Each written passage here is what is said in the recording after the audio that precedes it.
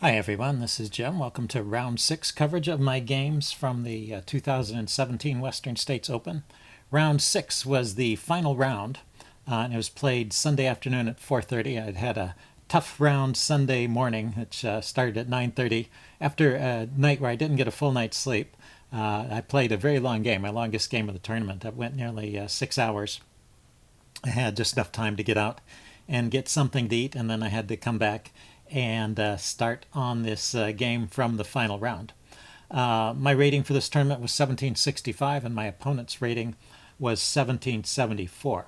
So I had the white pieces, and I started off with c4. And what I had decided was I decided to play the Botvinnik system if I got the chance. And the idea was I knew that I was tired. I could feel it by this point.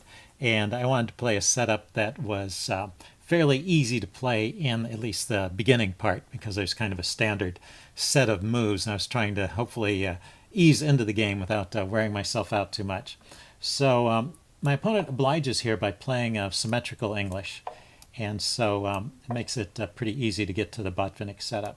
So knight c3 goes knight f6, bishop g2 goes bishop g7, and I go e4. It's a characteristic move of the Botvinnik system. You get that e4 move in as soon as you've got the knight and the bishop out to support it. You're later going to play the move d3 there and get the solid pawn triangle in the center. And very solid setup for white. It doesn't lead to any huge opening advantage, especially if you trust the chess engine. I think it evaluates these positions as about even, and there's various places where it even prefers black during this opening portion here. Let's see. He played d6 here. Black is playing all very reasonable moves. Let's see. I castle. He goes a6. a6 maybe is a little bit strange. So this is the first move, but it's not the first move that's a little bit, it's actually out of the opening book. The normal move here is just to castle, and I think that's fine. But my opponent was delaying castling. It's kind of an interesting choice because it sort of threw me off my stride a little bit because, well, when black doesn't castle, he's sort of gained a tempo by neglecting to castle, and it's my burden, and I have to kind of come up with a way to punish that lack of castling, prove that he really needed to castle at some point. And I wasn't really up for that at this point. Let's see. So he goes a6. I go d3. a6 is often a move anyway, for example, after castling. I think if he had castled here, we would still be in the opening book. But he continues to delay castling. He plays bishop d7. I go h3 at this point. Now my idea, the pawn setup, the castling, and the piece setup here is all pretty standard. I do still need to develop my dark squared bishop. It often wants to go this e3 square. So one point of the h3 move is to control the g4 square so that when I play bishop e3, the knight's not coming to g4. So that's one idea. But the second idea, and why I often play this, is that I want to put the king on h2 and push the f-pawn forward. And so h3 clears a square for the king so that I'm not on this sensitive diagonal, because this bishop often comes to life and shows up here on the d4 square at an annoying moment. At the moment, it's not happening because of this knight protecting that square. So it's another reason why this is a very solid setup for white, but you do have to allow for that happening or be aware of that potential. It's something, if it catches you by surprise, it can be pretty devastating. Anyway, he goes rook b8. This is consistent with his plan of pushing the queenside pawns forward that he started with his a6 move. I get my bishop e3 move in. He goes b5. And I decide to just ignore this pawn push here and continue with queen to d2. But here, I was talking about finding a moment when you can try and punish your opponent's lack of castling. And this, according to the chess engine, is the right moment. It wants to either take here right away, take that pawn, and then push d4, or just push d4 immediately. And the idea is go ahead and open things up. White is castled, white has got all his pieces out. The rooks are not yet connected, but the queen is just one move away from getting off the back rank. And why not just open up that center? So when you play this setup, the Botvinnik setup if you ever play it. This is a very solid center that you can maneuver around, but if your opponent is playing in kind of this provocative way where he's not castling and he's leaving his king in the middle, you probably want to go ahead and open it up. Or if there's some other defect in Black's development, you sort of always, when you're playing the system, want to keep an eye out for some moment when you might be able to push that d pawn forward. A lot of times, Black will just plunk a piece on that d4 square and just lock it down, and then you're never moving it forward. But as long as Black leaves open that possibility, you should have that on your radar screen. Anyway, I was not really looking for that. I was looking to get a solid center that I could maneuver around, and so I just continued with a kind of a typical move here, queen d2, setting up this battery, maybe thinking that the threat of the bishop coming here would force him to finally castle. But there's actually a tactic right here, and it's a little bit subtle. It takes a couple of moves to set it up, but if you want to see if you can spot an idea, a tactical idea here for Black, this would be a good exercise, I think. Okay, pause the video if you want time to think about it. I'm going to give the answer away now. What Black can do right here, he didn't play this, but he could take this pawn, and I take back. And the idea is that, this is a weakness that he can attack. And he can attack it with this knight e5 move, which comes as kind of a double threat. Not only is it attacking this pawn, but it's also looking at the f3 square. And so after I play the move b3, here comes the real tactic. You can actually grab the h-pawn. And I just wanted to show this. That's a little bit hard to find. That was a couple moves deep, and it involved multiple threats. But it is something you can find in a game if you have time and you're looking for it, and particularly if you spot the pattern. And this is a kind of a typical idea, distracting the bishop so that the knight can come here with a fork of the queen and the king. So this would still be a fork even if my king had gone to the h2 square. So it's the fact that I've put the queen on the d2 square without having dealt with this threat of knight f3 in some way, allows Black to get away with this. I suppose if my king were on h2, actually, I would have the option of playing king takes bishop, so maybe it wouldn't work. Maybe Black would need to set it up a little more with the queen to d7 there. But anyway, that's just a tactical idea you should be aware of in this type of position. Let's back up. So that would have won a pawn for Black. It's not like that wins the game, but that gives him a pretty good position, pawn up, with winning, all the winning chances, basically. But he didn't play that. He didn't spot that idea, and this is the point where he finally castled. So my idea, which was to set up this battery and provoke him to castle, was actually successful. He did castle. And then, and so this is about okay, I guess. Let's see, I move my rook to b1. We're going to get a series of moves that are in the range where things are about even. Let's see, he pushes on with b4. I never did anything about this. In fact, rook to b1, part of the idea here was to allow me to do something about this pawn, but I wanted to take care of this potential of the b file opening up first. And I wasn't too worried if Black wanted to keep it closed. I have squares to put that knight on, and I was a little bit worried that he might leave the knight there, move his knight away, because my safety valve from this position is to take his knight. So Black could have thought about this, maybe retreated the knight, and then tried to kick my knight at a time when I don't have any good retreat squares. But it doesn't seem like that's a problem. At least the chess engine did not find any knight traps here. So he just plays e6, and I take here. He takes. And then I go king h2. So I'm just continuing with this setup that I talked about a while ago, where I'm putting the king over here, and then I'm going to push the f-pawn forward. He goes bishop back to g7, and I go bishop to h6 now. I'm happy to trade off this dark squared bishop.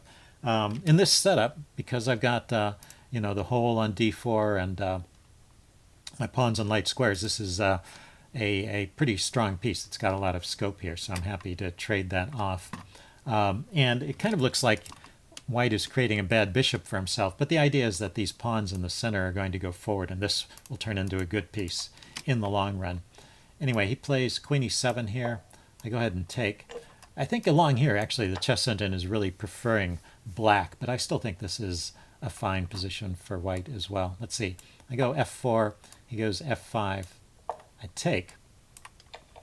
And right here is where my opponent plays the first inaccurate move. I guess, well, he missed that one tactic, so maybe I can call this his second inaccurate move.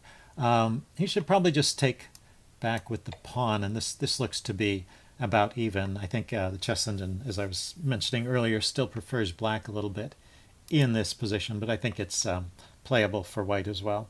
He took with the rook, and what that does is that leaves this backwards e-pawn here, and that's a target for me to go against, and I just immediately take sight by moving my rook from the b file over to e1. Well, the rook on the b file wasn't doing anything. Now that there was no longer any threat of the b file opening up, there's no need to have an extra defender for my b pawn.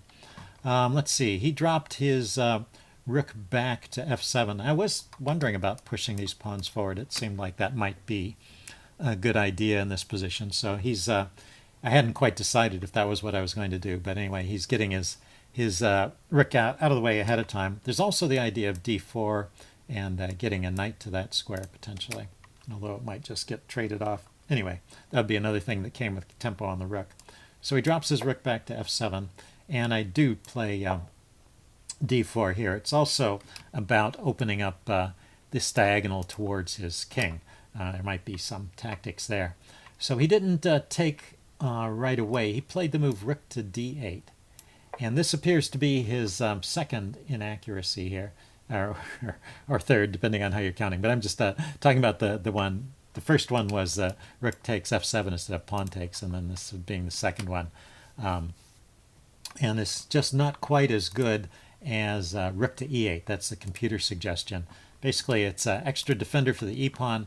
Also, the queen probably wants to get off of that e-file and get away from my rook, which is opposite it. Even though there's pieces in the way, this is kind of a setup for tactics, and black has to be a bit careful. So with the rook here, the queen has more scope to roam around the board. Anyway, he went rook to d8. And after rook to d8, actually, the advantage to white has grown to the point where the chess engine basically thinks that I'm winning. And I play this correctly for a while here anyway. I push on with d5. This is coming at a good moment. It's hitting the knight and it's hitting this pawn simultaneously. So but he found a nice rejoinder. He played the knight here, hitting my pawn, so I don't have time to grab on e6 because he can take this pawn, the c pawn, with the tempo on my queen. So that would be a little too much for me. So yeah, it's just not good to take there. I have to deal with this threat first. So he gains a tempo this way, and then he pushes on with e5. So he manages to survive the immediate threat in the center, but he's suffered by putting this knight. If you look at this knight, it only has 4 moves to begin with, since it's on the side of the board, and 3 of those 4 moves are covered by my pawns. The only place it can go is back to b7, and from b7 it's not going anywhere. So this knight is effectively out of the game for a while anyway. So this is a big success for white and still a winning advantage. And in fact, shortly it turns into a material edge. It just takes a little bit of maneuvering here, and the chess engine is still approving of the way I play this. Let's say I drop my knight back to g1. He brings the d-rook over to the f-file, and I put my knight on f3. Now with the knight defended by a bishop and rook, I can open up that f-file and just take this pawn. Let's see, he played rook to f5 here, and I go ahead and grab the e-pawn. I'm taking this at a moment when he can't really take back with a piece. My knight is guarding it. So if he takes with the rook, I'll just take, and if he takes with the queen, I'll take. So he's got to take with the pawn, and now this pawn here is a real weakness. I have a protected pass pawn, so I've sort of increased my advantage here. So it's looking like a win for white at this point. Now, if you want to, you might want to think about what the best move is for white in this position. There's a nice continuation that I missed. So yeah, pause the video if you want some time to think about it, to see what you would play with white. So the move I didn't play was this move, d6. I thought about d6, I just couldn't see the continuation. The thing is, his queen is a little bit short of squares here, and I can gain a number of tempos by kicking the queen around. And so the line goes like this. I push the pawn forward, queen comes up, I go knight to g5. Kicking the queen again, the queen drops back. And then that also opened up the f-file, so I can exchange off one pair of rooks. And then I can get the knight to this good square. And the chess engine likes this even better than grabbing material. It just wants to improve its position here. And well, it's hard to argue with. This looks like a great position for white. The queen now has an extra square that it can come to look at some squares on the queen side. Although, you know, black can protect it by moving his bishop there, but then once that happens, I can be thinking about moving the pawn forward. So anyway, there's ideas there. There's also this idea of pushing the h-pawn forward and getting the bishop on this diagonal and getting a skewer here. So anyway, lots of ideas for white in this position, and it should be a win. Instead, I played the move queen b2. And you know, I was thinking about this and considering different moves. I was trying to take my time. I knew that I was tired. But, well, here's an example of how tired I was. As I was thinking about this move, I was thinking, oh, my queen is on this diagonal here where there's this pawn, and so I'm threatening to push that pawn forward with check and win his bishop. Now, if you see the flaw in my thinking, I can't push that pawn forward. It's not my pawn. So that's how tired I was. That convinced me to play the move queen b2, which is a good move anyway. It pins that pawn and brings an extra attacker. And basically wins material. So this is still winning for white here. But anyway, it's a sign of how tired I was. He went king g8. He wants to unpin that pawn immediately. But, well, I can just take it now. So it was under defended. I don't think he had... Yeah, there was no way for him to defend that pawn. So I'm really just winning it. It's just a question of how... you know, awkward is my resulting position. Am I going to get stuck here? He tries to pin the rook with this move, queen to g7. But this is still okay. It's still adequately defended. But I decide to unpin immediately and hopefully go for an endgame. And just trying to simplify things. So it's my job to make my job easier. So I drop the rook back to where it defends my queen. And then he trades. And, well, it does disorder my pieces, drags this rook out of position, but I thought I would be able to get it back in time. He has to get his knight back into the game. So he starts bringing it over. Let's see, I get my rook back to the e-file. And the thing is, he is going to get a good blockading square. So there may have been better sequences for me, but this should still be winning. Let's see, at this point, he dropped his rook back to f7. I went knight d2. I'm thinking of some knight maneuvers. I'm trying to figure out how to get it into the game. You know, I think I might end up bringing the knight back to f3 after a while. So this may not have been the most efficient maneuver. Maybe I should have put more thought into playing knight to g5 there. Looks interesting. But anyway, I'm trying to get my knight to a more effective square. I go knight d2. Also just want to open up the... I just want to open up the f-file and trade off one pair of rooks to make things a little bit simpler too. Let's see, he's going knight d6. I take, so I get off one pair of rooks. And then I do just put the knight back on f3. So there may have been better ways to do that. Maybe that was the problem. Let's back up. Let me think about this for a second. If I really played knight g4 in this position, yeah, that's the problem. He has two attackers on my rook, and I only have one defender. So that's why I had to go here, knight d2, to defend the rook so that I could trade off one pair of rooks. Okay, so he went knight d6. I took the rook, he took back, and then I just went back here to f3. I could have considered going here and trading off his knight, but he could pin he could pin my knight. That might be a little bit awkward. So I end up coming back here. Let's see, he went h6, keeping my knight out of the g4 square. And okay, here's where I make my my first blunder. I was actually in okay shape except for that one point in the opening.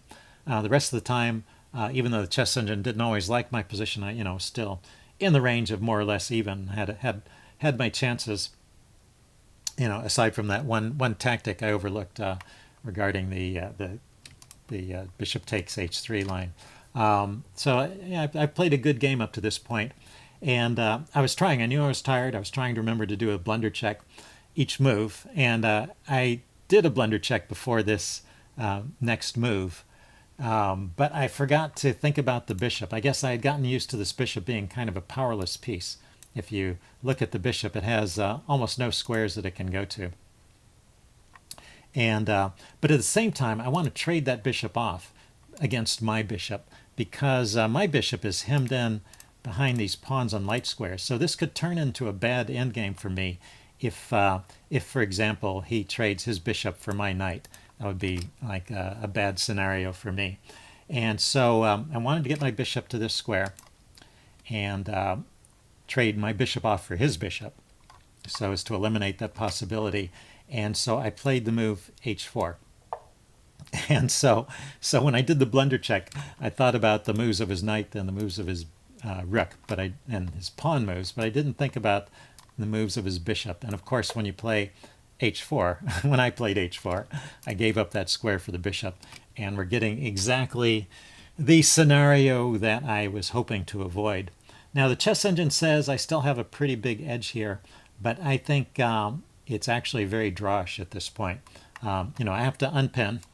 I want to unpin so that I can move the knight, and he doesn't give me a chance to move it. He takes it off immediately. And now my second mistake. I should probably take with the bishop and just try and keep as much force on the board. But well, as I said, I was tired and I wanted to kind of simplify things, so I took with the rook. And after this, I think it's very hard for white to get any kind of winning chances because of this static pawn structure that's all on the light squares. I wasn't really quite aware of how bad it was because these are still on dark squares at this point, but it turns out it's hard for me to advance these pawns. They have to cross through light squares in order to advance, and then black can fix them on the his pawns are nearby, so he can fix my pawns on the light squares when I push them. So a bit unfortunate. Let's see. He played king g7 here. I go king g2. He goes king f6. I go king f2. He goes a5. So we go through some moves pretty quickly here. I finally decide to play g4. I want to keep his king out of from penetrating over here. And of course I was aware I was putting another pawn on a light square, but I can't make progress without advancing those pawns, so it seemed to be necessary. He went g5, and then I went h5. And after h5, the chess engine finally admits it's a draw, and it rates this as 0-0-0. It still thinks, oddly enough, that if I take here, I have a slight edge, and it says that black should take back.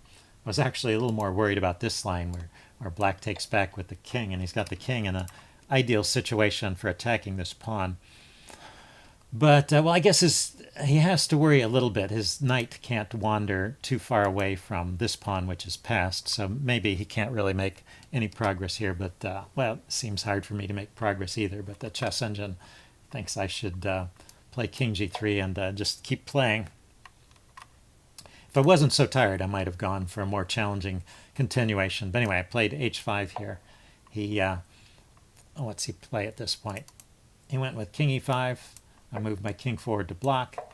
And now he starts a series of knight maneuvers. So there is actually more of a winning chance for black in this position than for white, because he can stop these pawns pretty easily. And there is a potential idea of sacrificing the knight at some point to open up the possibility of getting a passed pawn over here. If he can do it at the right time when my king and bishop are out of play, there is some winning chances for black. So black can try for quite a while. He went knight c8. Plus I'm tired, so maybe I will blunder in some way. Let's see. So let's just step through these moves. He maneuvers the knight around, and let's see. The engine was recommending bishop to f5. It's actually an interesting idea. I could try, in my part, to run him out of moves, so cover these moves, and his knight has nowhere to go but back. But yeah, I mean, it's all even at this point, and I was more just my plan was just to cover any ideas of any knight sacrifices, and just kind of hold on to this position. I'd kind of given up after I made that blunder. I'd sort of given up on my winning chances. And like I said, if I had been less tired, I may have chosen more fighting continuations. But that's the way it was. Let's see. He pushed on with a4. Dropped my bishop back to c2. He played a3, so he got this all locked up. And now there's definitely an idea. If he could get his knight to this square, and I guess he has to go to here, and he could potentially sacrifice here and get a passed pawn that way. So that's why I want to keep the bishop around, so I can take back with a piece instead of a pawn. So he went. I went bishop d3. He maneuvered the knight here. Went back. He went there. I went here. He went there. So it's just this kind of dance. And I think this may be the second time we got to this position. I was trying to keep track of potential repetitions, and yeah, that was a repetition. So we got this position twice, and then he went to b7. So we're in a different position here.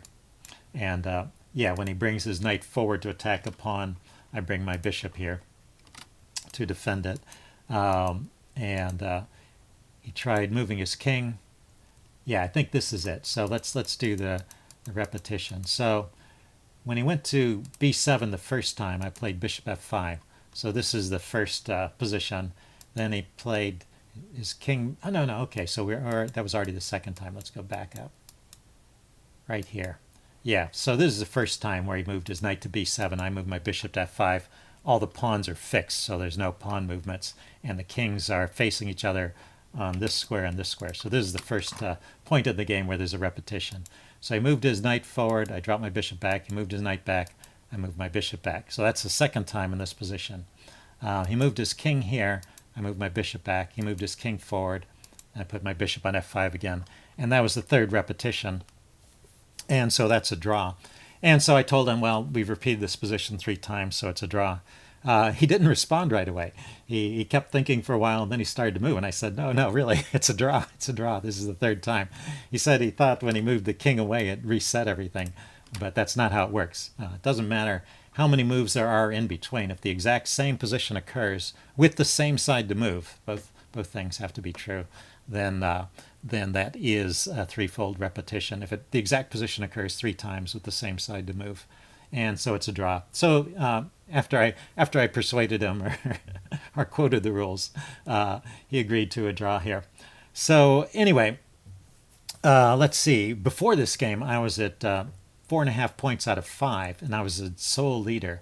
So a win would have kept me in first place. I would have been sole possession of the first place prize. But with this draw, it gave someone else a chance to catch up. And so, in fact, it's the person I defeated in round 5 won his final game. So he also finished at 5 out of 6. I had 4 wins and 2 draws, and he had 5 wins and 1 loss, which was to me. So they give titles out or trophies out at this tournament.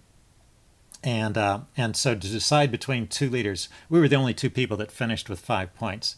To decide between 2 leaders, which one should get the trophy if they're tied.